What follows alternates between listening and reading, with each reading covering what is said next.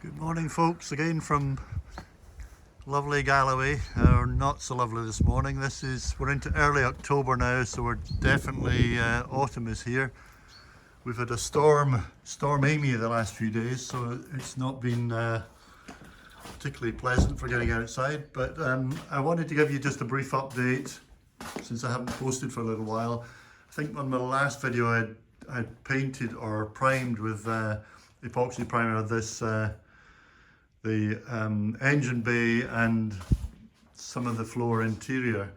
So I wanted to get that finished last month before the weather got too cold and damp to be doing any paint work.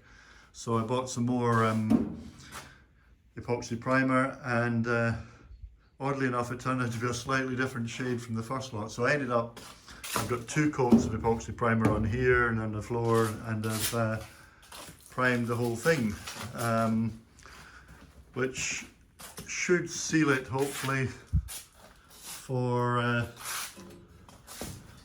winter, so stop any moisture getting in and rust happening, and I'm pretty pleased with it actually.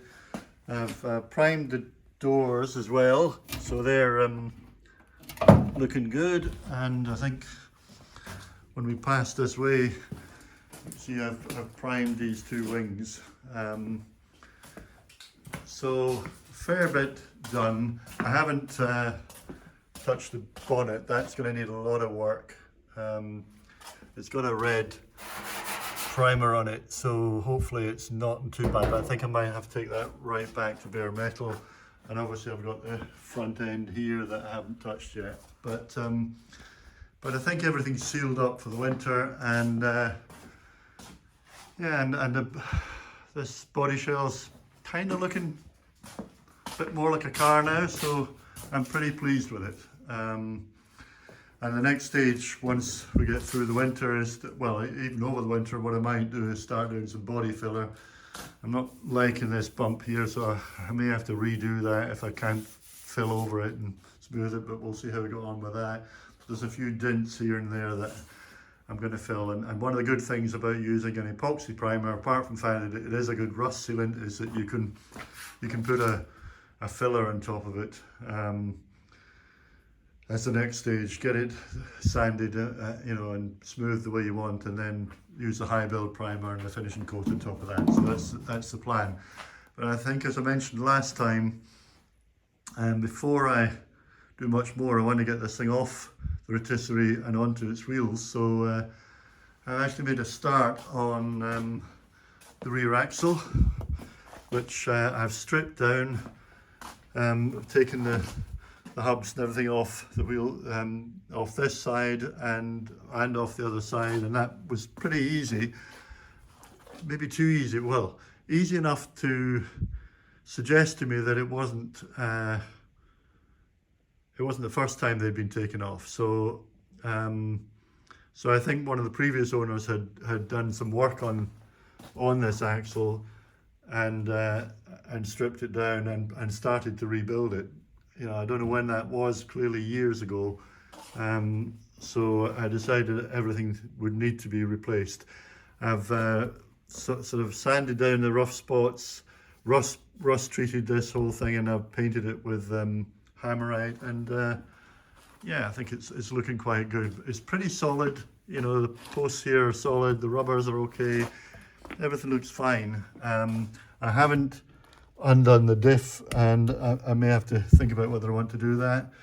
So anyway, I took the wheels apart. I've got the half shafts out, and the half shafts are looking really good. There's not any real damage there, so I'm happy with those. So what I did was to take the back plates off here and strip. I actually sandblasted these. I should maybe have done a video of that, because I've got myself a sandblaster or a shot blaster here, and I used aluminium oxide, and my first attempt at blasting took all the old paint and rust off these. So I've got both sides now painted up, looking neat and tidy, and I've rebuilt the brakes. I bought new cylinders, brake cylinders. cleaned up springs. And interestingly, when I opened this thing up, these are the brake shoes that were in, and they're brand new, they're unused. So clearly, previous owner had done a rebuild on this. So I've just used the same brake shoes, but put a new cylinder in and cleaned everything else up otherwise. So that's good to go back on. And somewhere in here, let's just see if I can do this with it one-handed without, oops, cutting myself. Probably not, by the looks of it.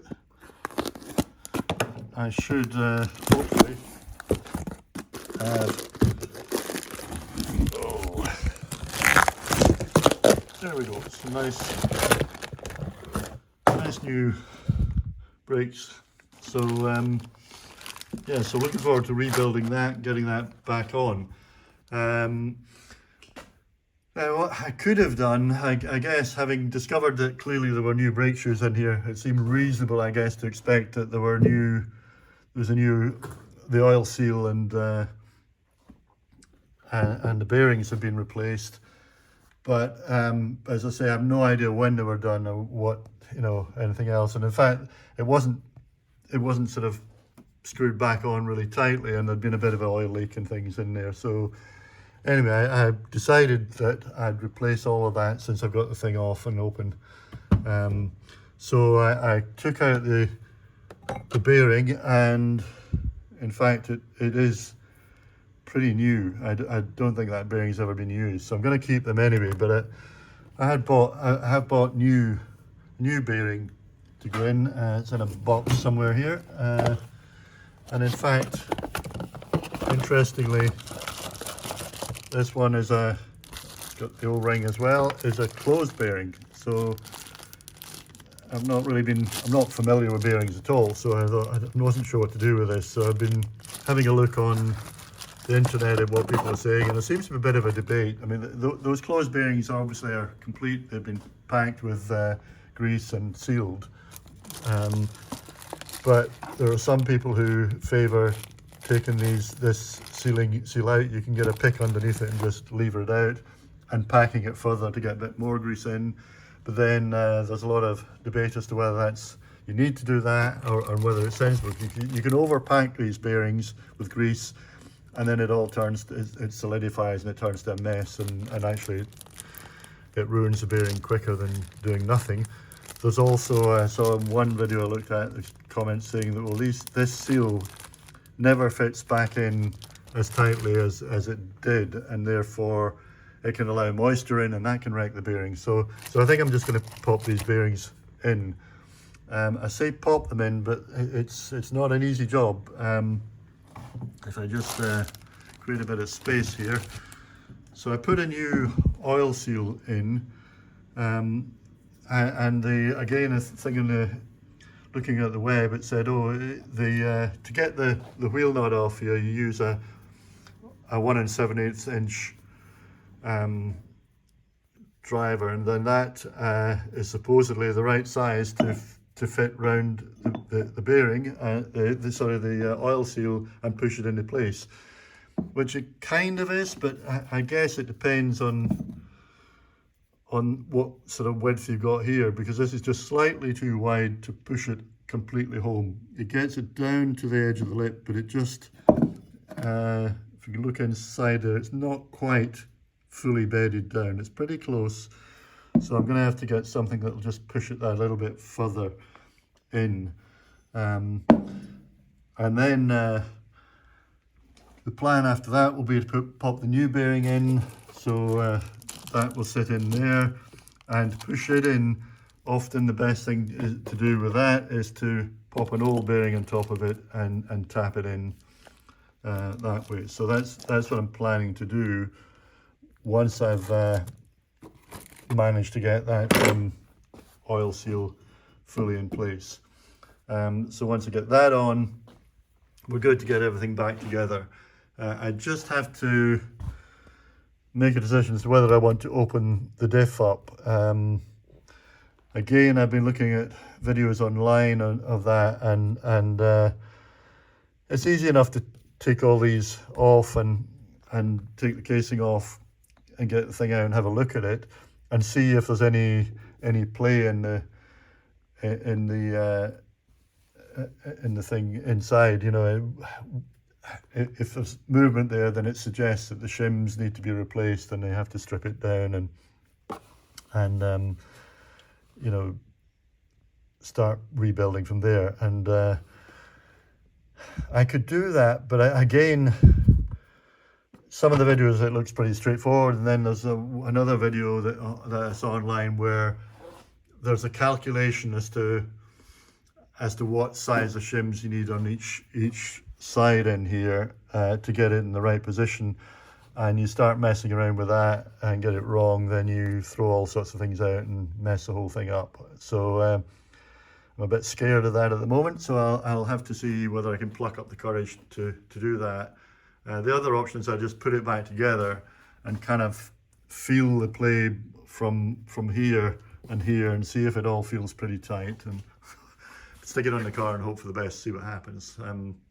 So I haven't really decided what to do about that, but yeah, so that's kind of good progress. I'm pretty happy that I'm going to have this done over the next few weeks. I've got the shocks down here, so from front and back, so I can refurbish them. I'm going to refill them, and I probably will.